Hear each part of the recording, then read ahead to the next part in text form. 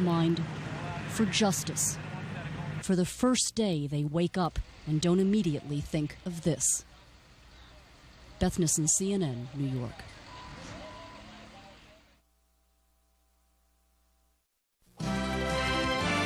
This is CNN.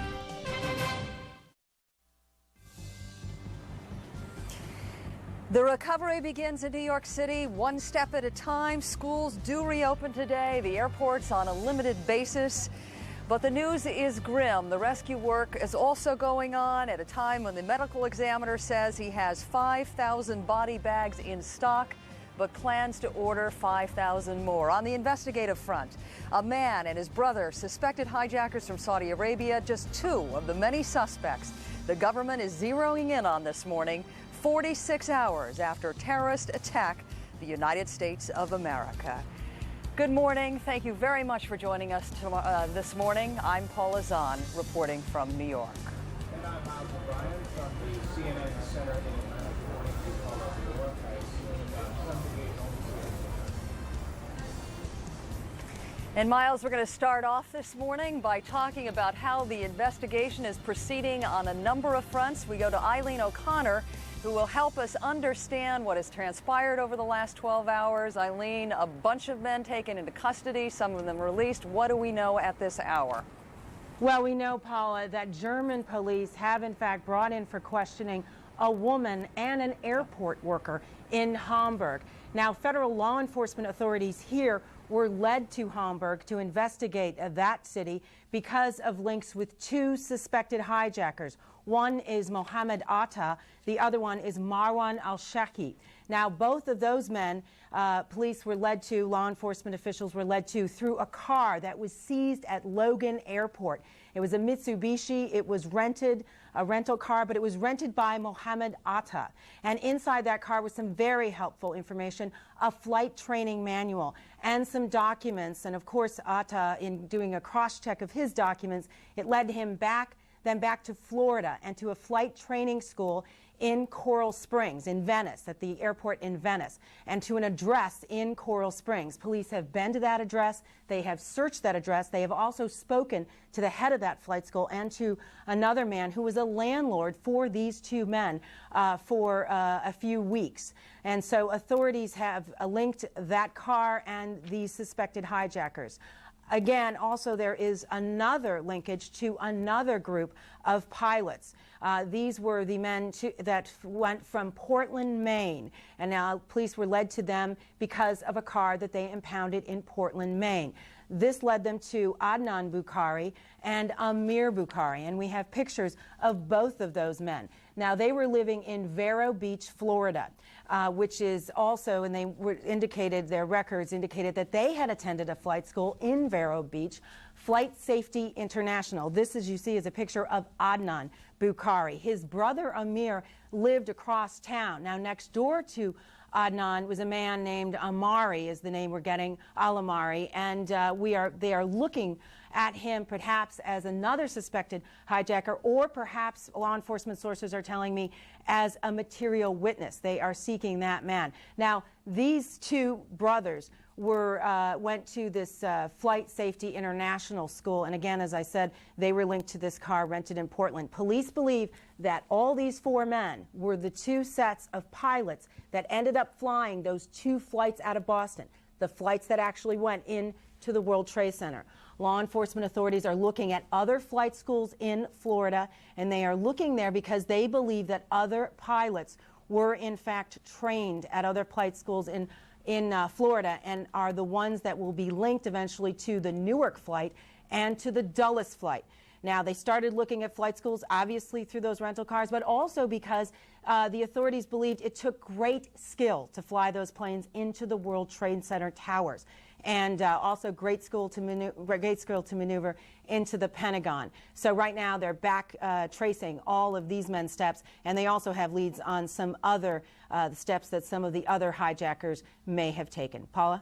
All right, Eileen, you've described for us this morning the role that four of those pilots might play, or the set of brothers and the other pilots. There is a theory being debated right now based on what Attorney General John Ashcroft said yesterday, that each one of these planes had anywhere from 3 to 6 people on board involved with a hijacking. There is a theory that it's possible that a number of these men didn't even know each other, and that they waited on board before they were given some sort of signal to commandeer the jet. Can you provide any more information on that this morning? Yes, I can. I've spoken to law enforcement investigators, some of the investigators, and they say they are looking increasingly at the likelihood that the two pilots would have known each other. But then when they got aboard these planes, that then there was another group of about 3 individuals who they did not know, who came from other cells, they are calling them. And those individuals then, through some signal, either it was those individuals who gave a signal to the pilots through some overt action, at which point everyone knew that they should get up and start their jobs, that they had all been tasked to individual jobs. They also, you know, Paula is saying they do have leads. They know that 2 men traveled through Bar Harbor, Maine, on the ferry from Nova Scotia. They're working with Canadian police on leads there. Law enforcement sources are also telling me that they believe there was a cell acting out of west of Boston for a year, looking into that. And again, you also have 3 people detained for questioning as material witnesses in Boston, hoping, they say, to get some leads through that. Paula? Well, given, Eileen, everything you're telling us this morning, does that indicate then that the FBI and other federal agents actually were tracking the movements of these folks even before this happened? We are not sure of that. They're now looking backwards and saying, and what we do have from some sources is that there may have been some indications, according to Time magazine, that as early as June, that that there were some indications of some kind of action, but it was so vague that they were not sure. As you know, at that time, we do know that the U.S. embassies were put on a heightened state of alert around the world. So again, these kinds of vague intelligence doesn't necessarily, it's not necessarily specific enough to have led them to these men earlier. But right now they are, of course, backtracking, and they're picking up a lot of leads by looking at all of these men that they do know about and cross-checking their backgrounds and their documentation. And also, Paula, one thing we should point out that Atta and al-Sherhi possessed UAE passports, but we spoke to the United Arab Emirates officials in the government there, and they say that they were not citizens of the UAE. Now, also in Vero Beach, those Bukhari brothers possessed documents that showed they were Saudis. Paula? All right, Eileen Connor, thanks for that wealth of information. We'll be checking on with you a little bit later on this morning. Back here in New York City, as I mentioned earlier on, the recovery begins one step at a time. The public schools are open today. They open 2 hours late to give teachers and counselors the time to discuss exactly how they are going to confront students with the reality of what has happened here in our city. At this moment, some 100 buildings have been damaged in the area surrounding the World Trade Center, and right now we're going to go to Michael Oku to give us an update on what rescue workers are finding this morning. Michael. Good morning, Paula. Right now, the first thing on my mind is that this is a city in contrast. Just due north of me, you might not be able to see it from the cameras, of course, but just due north of me, New Yorkers are waking up to a rising sun, and it is a beautiful, beautiful sight. And yet behind me, a completely different story. This plume of smoke that has come to symbolize what has happened here, the total devastation, has become rather black, and it is moving due east, right up against the rising sun just east of this site towards Queens and part of Brooklyn. Rescue workers, of course, worked throughout the night. As of last night, 82 bodies, of course, were found. Rescue workers are telling us that they are finding actually more body parts than they're actually finding bodies. Of course, the number of those who have been found is expected to rise, and perhaps dramatically at some point today. Mayor Giuliani, as you mentioned at the top of the hour here, has asked for more body bags. He's asked the Federal Emergency Medical Management Agency for more than 6,000 body bags. And of course, there may be some additional requests as the day continues. just outside of this ring here, along the West Side Highway due west of us, there are trucks lining up, waiting to take more of the bodies to various parts of the city. Pockets of fire inside the site right now behind us. You might not be able to see it because of the plume of smoke, which of course is like a pall that has descended over this city. Now, there is indication at some point today that there's been a strain on hospitals. Mayor Giuliani has stressed the fact that the city is prepared for this and people are working ceaselessly to try to attend to victims. But they do say that they need more clothes, that they need more beds for medical staff who have been working overnight to sleep on. And they certainly continue to ask for more blood. Paula? So, Michael, before I let you go, I know you've had a chance to talk to rescue workers who have been in and out of there. What are they telling you about what they have seen?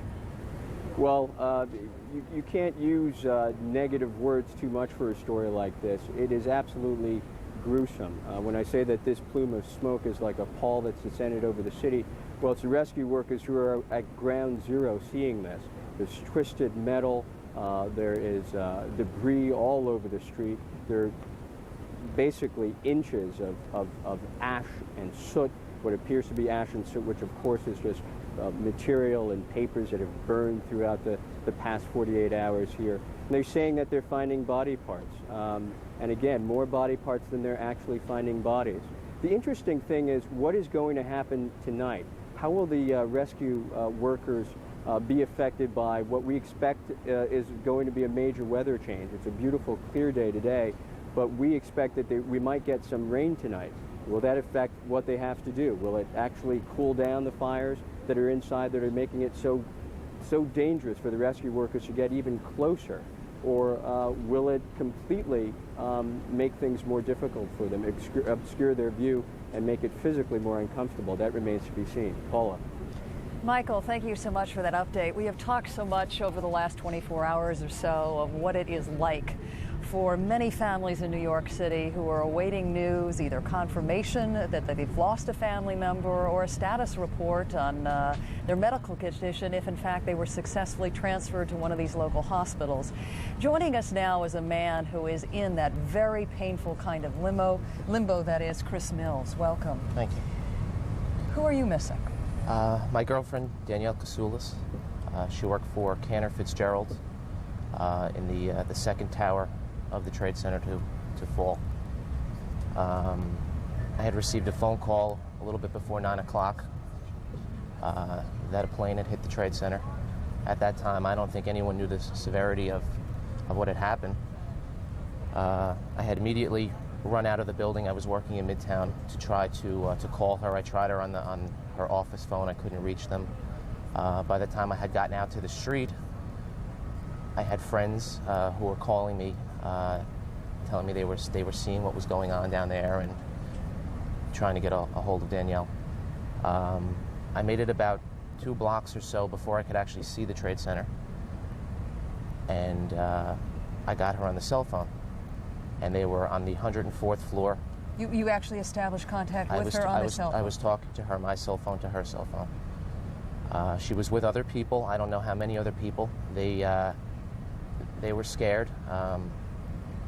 They didn't know what to do. I don't think they were getting a lot of information at that time. They had broken a window out to get air into the space. There was smoke. We spoke for a little while. I wish I could remember more of that conversation myself right now. Could you hear hysteria in the background? Could you hear anything other than her voice? You could hear people. You could hear people running around. There was pandemonium. I mean, it was very hard. I was walking on the street. I was, I couldn't really tell you what I heard in the background. We had gotten off of the phone. I don't think they knew the severity of the issue either. She had wanted to call her parents. Other people wanted to use the cell phone. I continued to make my way down to the Trade Center. I think I made it within about 5 blocks of the Trade Center, and I saw the first tower go down. And at that point, I think everybody sat there for a second or so and in Said, "Oh, disbelief. my God." And then after the shock, that instant of shock wore off, it was run for your life. I mean, there was debris, there was dust, there was a wall of dust basically following everybody running from that area. I made it to somewhere on the east side. I'm not even sure where I was. I continued to try to call her on the cell phone. Approximately 10:15, the phone rang and she picked up the phone. And they were still on the 104th floor, northwest corner. Why? Were they trapped? I don't know if they couldn't get out or they weren't getting any information. I can only guess that they couldn't get out. What did she say at that point? I mean, we talked we shared, some moments about, each other, and I think we were at that point. She didn't know the other building had collapsed. She didn't want to know. I didn't tell her. I said, get out, just get out of there, whatever you can do. At that point, they weren't sure if anyone knew they were up there. So again, either we lost contact or we got off the phone, and I spent the rest of the time running around trying to get in touch with FBI agents, telling people that, there are people up on the 104th floor. They don't know if anyone knows they're up there. They're not getting any contact. And that went on for about 15 minutes, and then I saw the second tower go down, and I haven't spoken to her since. When you sat there, you had already watched one tower collapse, and you watched the second tower collapse. Did you give up hope at that point? I don't think I gave up hope. I still did not give up hope. Still didn't. I don't know how I felt. I still don't know how I feel right now. I spent the rest of the day back in my office where I work, watching television, thinking. About 6 or 7 o'clock, people I work with said, "You know what? We're not doing any good sitting here. Let's go down and try to help out." So since 6 or 7 o'clock, Tuesday, I've been down there working with the rescue teams, just trying to do whatever we can to help out. Thousands of people are in the same situation you're in this morning. What kind of contact have you had with city officials? What kind of counseling has anybody been given? I don't know what counseling is offered. I personally, I don't think I've gone to look for counseling. I think my own counseling is just being down there and knowing that I'm trying to help other people. If I can help somebody else, I'm sure someone somewhere is trying to help Danielle. That's what makes me feel better right now. I can't really tell you how I feel. As we leave you, Chris, one of the more poignant scenes last night were many people like you who had tried so hard to go down to this area to offer their help to rescue workers. And there was a spontaneous, almost an act of celebration where people were cheering on the rescue workers. They have taken such enormous risks to go in and try to find people like your girlfriend. I drove down the West Side Highway and there were people cheering, and it just, I think it rose everybody, it elevated everybody's spirits at that time. And there's some fine people down there, the finest people I've ever seen trying to help. And that's all I can say about everybody right now. Well, our thoughts are with you. None of us has any idea of what it must feel like to be in the situation you're in. Thank you very much for joining us at such a painful time of your family's life. We wish you luck. Miles, before I hand it back to you in Atlanta, I just wanted to quickly bring our audience up to date on some of the other changes in New York City. You might have seen scrolled across the screen that limited airport service will resume today at the 3 major airports here in New York City. But what we are being told is the first thing is going to happen is the flights that were diverted from New York, most of those going to Canada, will be the first flights to arrive here today. All of the businesses south of 14th Street, which is about 20-odd blocks away from here, will continue to be closed. Most of the bridges are open today. Subway service is all but back up to service except in some sections of southern Manhattan. So once again, Miles, it is a very slow process of New Yorkers getting back to probably what will never again be a normal existence. All right. Thank you very much, Paula. Let's turn it over now to one of our affiliate reporters with WABC, Lisa Quintana, is at LaGuardia Airport, where some service is now resuming. Lisa, is it still on a limited basis? Oh, not even that. As of yet, there has been no air activity. Now, the airport here, LaGuardia, did reopen at 6 o'clock in the morning. Behind me, you'll see airport employees, you'll see airport passengers back there. But if we walk over here, you'll see that the security checkpoint that leads to the airport gates, well, that railing is still down. So as of yet, no flights have come in, no flights have gone out. However, passengers are here. There's a sense of confusion. There's a sense of concern. We were told to tell the passengers you should call your airline ahead. You have to rebook your flight. But I spoke to one woman, and she did call her airline ahead, and they told her flight would be leaving at 7 in the morning. She's still here. That flight hasn't left. So that gives you an idea of what today is going to be like. It is going to be far from normal.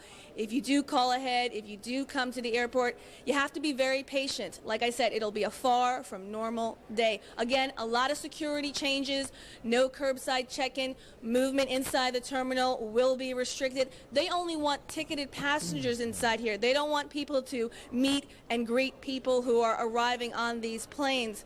So again, changes. Give yourself extra time. Be prepared for the new security procedures. We're live from LaGuardia Airport. I'll give it back to you. Lisa, before you get away, just give us a sense of how many flights are scheduled right now. Are you getting information from the airlines? Are those monitors giving you some indication as to how many flights may be coming in or out? Well, I mean, I called American Airlines. We're in the American Airlines terminal, and right now they don't have any scheduled service to leave here today. She says at the earliest it'll be late tonight. If you look at that television screen over there that lists the flights that come in and out, they all read canceled. I also spoke to United Airlines, the representative from that airlines. They had hoped that diverted flights would be able to leave early this morning. That hasn't happened. They had hoped that scheduled flights would be able to leave as early as noon. We're still going to have to wait and see if that will happen as well. Lisa Quintana is with our affiliate WABC, joining us from LaGuardia Airport. Thanks for being with us this morning. We should point out Reagan National Airport, Dulles Airport in Washington, still not open. No indication as to when they will resume service. This unprecedented grounding of aviation in the United States continuing, but slowly but surely we're headed toward an emergence of air travel once again in the United States. Let's move it down to Washington, where we're told President Bush is at work in the Oval Office, beginning his day, once again considering the possibilities for a response in the wake of this unprecedented attack.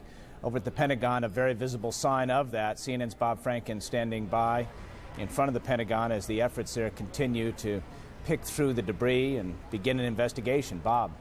Well, Miles, there's a double emphasis here. There's an emphasis, of course, in trying to return to a normal setup in about a little over a half hour. Normal business hours will begin, and all the people who work here are expected to show up. At the same time, of course, there is the effort to try and find the fallen comrades who were a result of this horrible collision between the airplane and the Pentagon a couple of days ago. And the search and rescue effort now goes on day and night. We have seen some of the bodies being taken out. We have not gotten any casualty figures, nor has the Pentagon given us any estimate about how many people they will ultimately find died in the building. We're told that there are between 150 and 200 who are unaccounted for, including those who were on the airplane, but the search goes on. And it's a search that is being conducted to a large degree by the Fairfax County Urban Rescue Unit, which is a unit from nearby, but it is a unit we've seen around the world. We saw them in Oklahoma City with their dogs. We saw them in Turkey in the earthquakes, and now we're seeing them close to home. And the person who is involved in this rescue, who spent quite a bit of time inside the darkness, says it's horrible. There is a lot of damage, more damage than I've seen before. It must have been like a furnace inside. The concrete holds the heat. The heat was there for a long time. In some areas you can still feel some of the heat. There's a desk, computers, ceiling tiles that have fallen down, wires everywhere, chairs, and a lot of very burned out areas. It must have been like hell in there. Lieutenant Craig Lukey says they have come upon some bodies, they have not come upon survivors, but they continue to look. Meanwhile, the American flag has been draped over the damaged part of this building right next to it, and in any case, a sign of hope, a sign of a desire to get back to normal operations here, normal, Miles, but things will never be the same. Miles? A bit more about normal operations. Employees at the Pentagon are reporting for duty this morning, are they not? And we're not just talking about bare bones personnel. We're talking about everybody, and of course that raises the obvious question, where will those go who were assigned to the many offices that have been damaged or are unusable? And the answer is they are to report for work. They will be assigned facilities. They'll get back to the business at hand here. And of course, as we all know, one of the most important facets of that will be planning military operations that ultimately might be used in retaliation for what was done here and what was done in New York and what was done to the United States. CNN's Bob Franken at the Pentagon for us this morning. Across the river, across the Potomac, we go to Congress, where some lawmakers are talking about just that.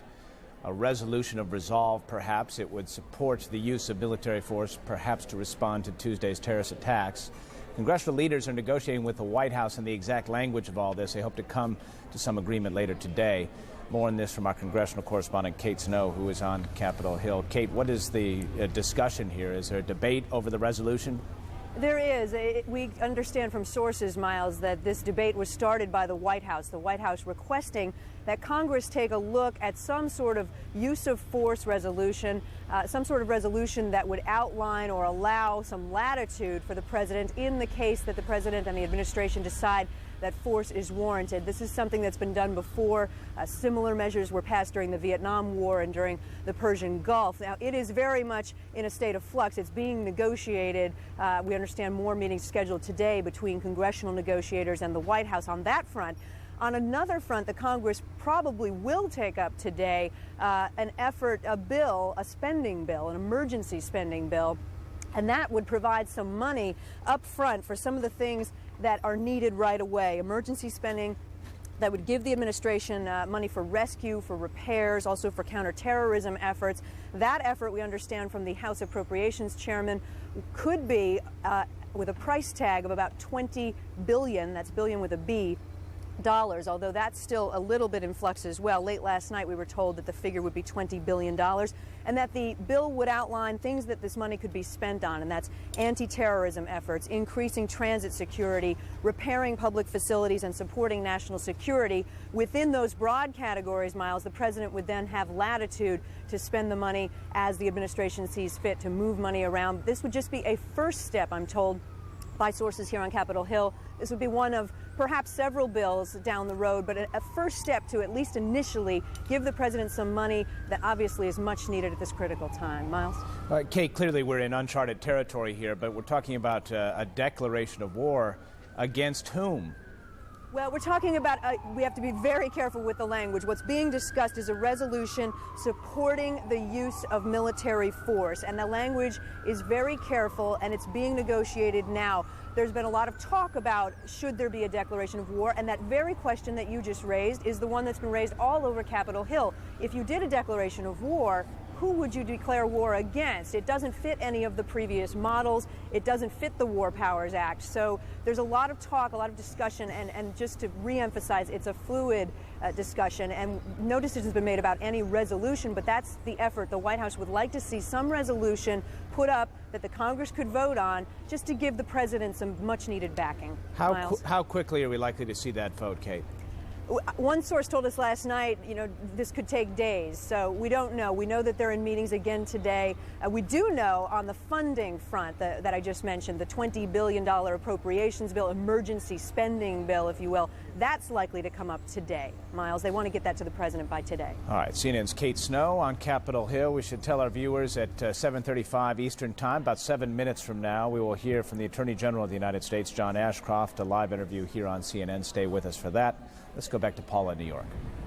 All right, Miles, right now we want to give you a better idea of exactly what is going on in that area where rescue workers are very slowly being able to move ahead on their efforts to get into the area where the two World Trade Centers collapsed. Here you see the extent of the damage. We are hearing from our correspondents on the scene that rescue workers, many of whom have seen things that none of the rest of us ever want to see, can't even describe what they are witnessing down there now. We are told that some 100 buildings in the surrounding area have been damaged. There was a report last night that a 54-story building was about to collapse. We have now confirmed through the building management of that building that is not true. So that's one ray of good news here. But the grim news continues to pile up. The medical examiner here in New York City says he has some 500 body bags in stock. He plans to order at least 5,000 more. The mayor now confirming at least 80 dead. You add that to the several hundred killed on the hijacked airliners. We are talking about a death toll that will be very, very high. Mayor Giuliani is expected to join us sometime within the next hour, and we're hoping to get a better idea of exactly what is going on in that rescue area, how the triage areas are reacting. Once again, life here slowly resuming. You can't call it a normal pace, but people at least attempting to get back to their lives. The area airports are open on a limited basis, public schools open, but opening late to allow teachers and counselors a chance to strategize about exactly what they will tell their students today. Right now, we want to share with you a story that Natalie Pawelski put together, where she talks with some of the family members who lost their loved ones on 3 of the hijacked airplanes. Let's listen.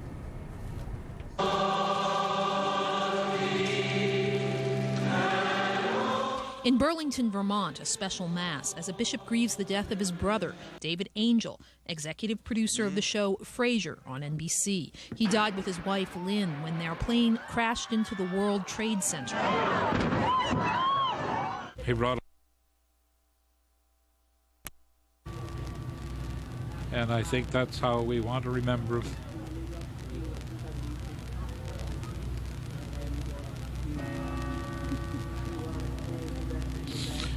He truly did, and what a wonderful thing that is, to make people laugh, and he did that. He did it so well. On the plane that crashed in Pennsylvania, 31-year-old Mark Bingham, a public relations executive, on his way home to San Francisco. He managed to call his mother on an airphone minutes before United Flight 93 slammed into farmland.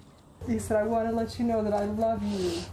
And in California, another mother remembers her only son, 38-year-old Tim Ward, who worked for the Rubio's restaurant chain. He'd been visiting his girlfriend in Boston and was on his way home. Just pray for all the people that are hurting and all the families, and pray that our country will do something to stop this terrorist. One more grieving mother, one of thousands, whose individual grief symbolizes a nation's profound sorrow. Natalie Pawelski, CNN. And we're back here in New York City, where I am joined by Tim Chung, a man who is very lucky to be alive this morning. Welcome. You were in the first tower that was hit. Describe to us what happened. That is correct. I was in my office on the 64th floor, and it began like an ordinary day. I got up to look at the fax machine and answer some voicemail, and then I got up to go get some breakfast. And all of a sudden, we heard and you felt this tremendous crash, which came from the north side of the building.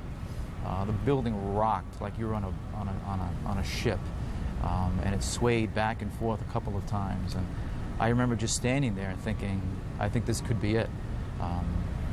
When it stopped swaying, we all started yelling and telling people to go to the center core of the building, which is supposed to be the safe area of the building, as well as where the stairways are. From there, we made our way down the stairways, and it was pretty easy going, all the way down to about 40 or so, and that's about where it started to back up. It started to get just gridlocked with so many people there. Were people panicking at that point? People were absolutely terrific. They were helping each other. They were supportive of each other. People were talking to each other, making sure everyone was okay. And it was just real easy going to that point. No traffic. It just kept moving along, and people kept entering. Had any of these people been through the 93 World Trade Center bombing? Because if they had, one would not have expected that kind of calm. Right. I think some of them probably had been. I had been there in 93, and I remember the darkness and the smoke and the soot. But this time the lights worked terrifically. Again, people were under real good control. When we got to about 38, it slowed down, and that was giving also an opportunity for the firefighters to walk up the stairs. and also to bring some injured people down the stairs. And that's, I think, kind of slowed the process up. You were already seeing injured people being taken out of the building at that point? That is correct. That had to be pretty scary. It all was very scary. I can't tell you all the emotions that run through a person or ran through me during that time period. I also remember each and every one of the firemen who were walking up into the crisis, and we were walking away from the crisis. And I remember people thanking them, telling them how much we appreciated them being there, and just applauding them as they were walking up, 80 flights of stairs. God bless them. I guess that's Absolutely. the one part of this story that has hit such a raw nerve in New York City now that we know we have lost over 250 firefighters here, including the fire chief and the deputy fire chief. So you're watching the firefighters go up. That's How long correct. did it take you to get down from that 30 range to the bottom? It took probably another perhaps 45 minutes to an hour. As I said, going was very slow. We tried to move as best as we could. We got down to about the 6th floor, and it stopped again. And then at that point, we heard rumbling. I mean, it was a thunderous rumble, and the building started to shake. And I think we all thought that the building was coming down right on top of us. At that point, we started to run. Water began pouring into the stairways, and we were walking through maybe 6 or 8 inches of water at that point. Smoke started coming up from the bottom. We finally started to get out. The lights went out. Luckily, people had some flashlights. We did get out to the mezzanine level, which was one level above the lobby level, and we walked out, and you couldn't recognize it, mostly because you couldn't see anything. The smoke was so thick. The soot was flying. So you suspected then the second rumbling perhaps was a bomb going off or a secondary attack? You at that point had no idea what was going on. At that point, we had no idea, and emergency personnel were along the way, and they kept telling us, keep coming, keep walking, and walk away from the building, get away from the building as quickly as you can. And we kept walking, we kept stumbling, we kept walking over debris, steel, rebar, aluminum ducting, everything was out there. And we did make our way away from the building. I tried looking back, and you really couldn't see the second tower because of all the smoke. I could see the first tower because I could see the antenna, and I knew that was the building that I had come from. We did get away from the building, and about, I'd say, 2 to 3 blocks away at the most, people started running and screaming again, and we turned around to look, and I could see World Trade Center 1's antenna begin to sink down, which told me that the building was going down. Then one would expect you ran even faster. We did run even faster, actually, and we were so exhausted by that time. We had walked down 64 flights of stairs. We were running for blocks at that point, and just people were just all over, just running away, but also helping each other along the way, picking up people who had stopped to rest, picking up people who had fallen down, just making sure everyone else was okay. There's such terrifying stories about how people were trying to seek some sort of cover under vans that were parked in the area. Your instinct was to run, run, run. That's right. Is that what saved your life? Yeah. Paul, I'll be honest with you, I'm not really sure what saved my life, because it was a really terrifying experience. But I thank all the people who were there to help us. I thank my fellow office mates and everyone there who offered assistance. And I know my heart goes out to them because, when they talk about the bravest of the brave, they really are the bravest of the brave. Tim Chung, thank you very much for sharing your story with us.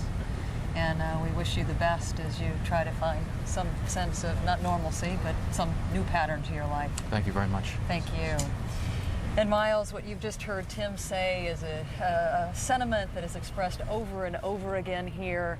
I told you last night there was a spontaneous celebration downtown of folks like my previous guest, many of whom are missing family members that have gone down to the area to cheer on the rescue workers. And once again, the fact that New York has confirmed that the city has lost over 250 firefighters and over 80 police officers has hit the city very hard. People want those firefighters' family members to know how much respect they have for what they tried to do here in New York City. Hey, what struck me the most in that interview is that for 40 stories there was gridlock, as he described it, and yet no panic. Yeah, it's quite remarkable because Tim isn't the only one that has told us that story. I guess there is a certain strength that sometimes reveals itself in these times of crisis, but I guess people across the country should be giving these New Yorkers a great deal of credit for dealing with unimaginable circumstances. All right, it's all we have to hang on to this morning for now anyhow. Paula Zahn in New York. We'll be back to her in just a moment. Let me bring you up to date on the investigation with a quick recap. It is an unprecedented law enforcement investigation spanning all locations, Boston, Florida, Hamburg, Germany. Police and law enforcement sources are telling CNN 2 brothers suspected in the hijackings lived in Vero Beach, Florida up until very recently. They apparently trained at the Flight Safety International Flight Academy. Adnan Bukhari, his brother Amir Abbas Bukhari, there. Their homes have been searched there. In addition, 2 others are linked to a flight school on the other coast, Venice, Florida. Mohammed Atta and Marwan Youssef Al-Sihi. They have been linked to an apartment in Hamburg, Germany, and there are searches underway there as well as in Venice, Florida. They were at the Huffman Flight Academy there, apparently learning how to fly. Investigators hope also to recover the cockpit voice recorder from the wreckage of United Airlines Flight 93. The plane was hijacked and went down Tuesday in rural Pennsylvania, not long after the crashes at the World Trade Center and at the Pentagon.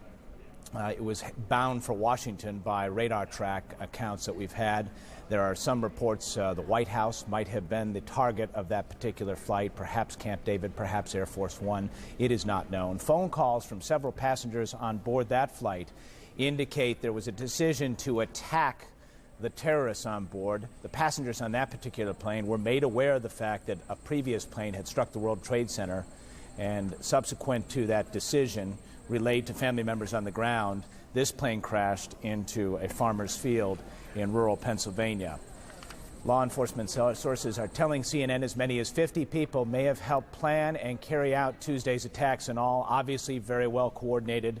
The number of victims, of course, will total into the thousands. We are keeping tabs on all this for you. Paula. Thanks so much, Miles. Right now, we are checking in with Attorney General John Ashcroft, who joins us from Washington. Welcome, sir. We appreciate your joining us this morning. Good morning, Paula. Are there any arrests near? We are pursuing a great many leads. We are developing information. I'm not going to comment on whether or not arrests are imminent. We wouldn't want to compromise any of the activities, but I can tell you that the 4,000 special agents of the FBI, the offices of U.S. attorneys and the FBI around the world are pursuing constructively leads. We have not only the 4,000 agents, but 3,000 support personnel for them, and then additional scientists and lab technicians who are already hard at work in this matter. All right, we have been reporting for 12 hours now that the FBI took several men into custody yesterday. How critical is that information those men have given your agents to some ultimate arrests? Well, very frankly, we're attentive to all the evidence that's available to us. We're pursuing a variety of leads. We're not going to comment on specific evidence that might be available from any particular sources. We feel like we're making progress. We know that between 3 and 6 individuals on each of the hijacked airplanes were involved. We know that they were trained and technically proficient, that they were trained in the United States to fly, some of them at least, to fly these airplanes, and they flew them with deadly accuracy. These were acts of war, and we're very, very methodical, and we're going to be complete about developing an understanding, and as soon as we have the capacity to bring to justice people who are associated with this as ground support for these operations, we're going to do that. We have as a major priority the development of the understanding and the apprehension of those involved in this crime and in this act of war against the United States, and we're going to act aggressively. We're also going to act aggressively, though, to protect the safety of America's traveling public and to get our airline industry back in the sky. And that's why we've, in the Justice Department, have coordinated efforts with the Department of Treasury and Customs agents, Immigration and Naturalization Service, Border Patrol officers, U.S. Marshals are going to, by the hundreds, help secure both the airports and the air traffic in the United States to help make sure the traveling public has a basis for knowing that the skies will be safe. Mr. Ashcroft, I want to come back to a point you made earlier on, confirming the fact that four of these hijackers, or each of the four terrorist teams, had certified pilots on board. You confirmed the fact that some of them were trained in the United States. Time magazine is reporting today that some of these pilots had flown for an airline in Saudi Arabia. Do you know if those pilots were trained in the U.S. or, in fact, in Saudi Arabia? I'm not prepared to comment on the Time article. And why is that, sir? Well, there are certain things that we want to say or wouldn't want to say about various pieces of evidence and leads which we are undertaking, and it's not our intention to do anything that would compromise either the kind of intelligence we receive in this case or the kind of progress we might make in apprehending these perpetrators of these acts of war. All right, CNN is also being told by sources it is possible that members of each of the hijacking team may not even have known each other prior to commandeering the jets, and that perhaps they waited on board for signals from somebody somewhere else to tell them what to do. Can you confirm that is true this morning? No, I'm not prepared to comment on that kind of allegation. Is it anywhere close to being accurate? I'm not prepared to comment on that kind of allegation. All right, let's move on to something else. There is a feeling among some Americans as they watch how successfully you've been able to turn up information on some of these suspects over the last 24 hours or so, and they're saying, you know, why couldn't anybody have stopped these guys? What do you tell them this morning? Well, I can tell them that we did not have any information that these kinds of attacks were going to take place, and that, frankly, this is a big country with lots of space for people who then, if they come together in a concentrated way and then don't care about their identity because they're going to perish in the crime, may leave evidence that otherwise would not have been as clearly available. This is a unique perpetration of acts of war in a very criminal sense, but those who perpetrated these acts understood that their own involvement would end their lives. So we don't have the normal setting where people who commit the crimes are not a part of, and normally we try to use information from them and what they do after their criminal acts to put the story together. That's not a part of our capacity in this setting. I respect how cautious you have to be about what kind of intelligence information you're going to share and what not. Are you able to tell us this morning if your investigation has led you towards any one responsible party? I'm not able to identify any one responsible party for you today. I would say that we are making progress in this investigation and following and developing an understanding of the kinds of associations that the individuals who perpetrated these acts of war had. Mr. Attorney General, one last question for you this morning. The President yesterday said that the United States government will spend what it takes to not only clean up the horrible destruction in Washington and New York, but also to combat terrorism. Are you confident that Congress is going to give you the funds that you think you need to, in fact, combat terrorism, so this won't happen again? Well, I believe that the entire nation is united here. I've talked to members of the Congress. I've heard them speak, members of both parties. This is one of those situations where Americans set aside other things that might divide us. And we are, I think, conspicuously and appropriately united in this setting. And I believe that the members of Congress will act in good faith to work with the administration here to make sure that the public can be assured of its safety and security to every extent possible. We obviously want this country to be back at the business freely as the kind of culture we ought to be, as a leading culture of freedom in the world. And we don't believe that the kinds of costs associated with that are beyond what we should undertake. We're going to get that done. Mr. Attorney General, thank you very much for joining us on CNN this morning. We very much appreciate your time. And right now we're going to head back to Atlanta, where Miles O'Brien is standing by. Good morning again. Good morning again, Paula. Let's take a look at some pictures. Lower Manhattan, as the efforts continue to salvage and perhaps hope against hope, maybe find somebody still alive under the rubble now, 47 hours after the first attack on the World Trade Center. The dust literally has yet to clear. 3,000 tons of rubble were carted away from that site by boat to a garbage dump in Staten Island just yesterday. A quiet, sickeningly quiet morning once again in New York as the smoke continues to rise off of what was the World Trade Center. Casualty numbers are, quite frankly, appear to be staggering. There are requests now, we are told, for in excess of 10,000 body bags. The numbers that we do know, 200 firefighters are missing, 154 workers from the Port Authority missing, 57 New York police officers and Port Authority officers missing, 38 members of a Manhattan management company missing, and then at the Pentagon as well, 150 unaccounted for there.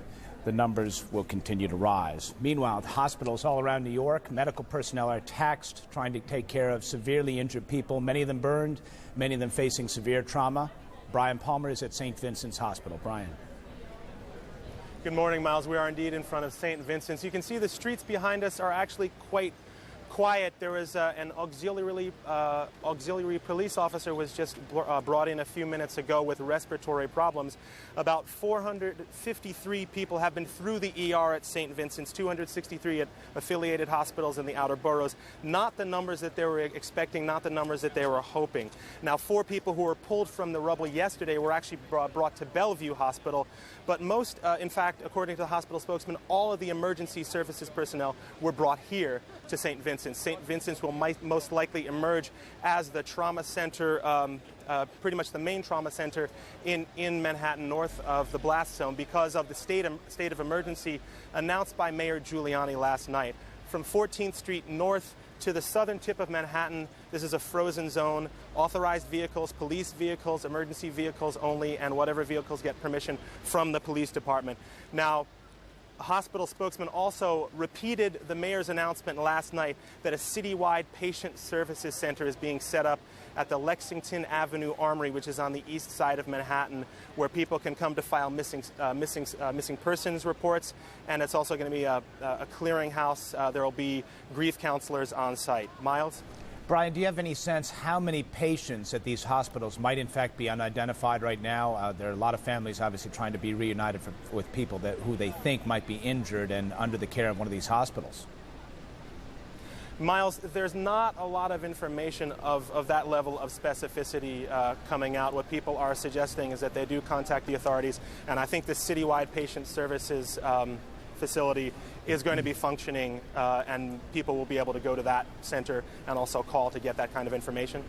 And one of the things, that fatigue has got to be setting in among the medical personnel, obviously way overtaxed. Are they getting enough support from other hospitals, other areas to get them through this? Well, Miles, it's sort of astounding because we've been, all of us around here have been up around the clock collecting information, but these people are actually treating the injured, and it's truly phenomenal. There are volunteers coming from all over the country.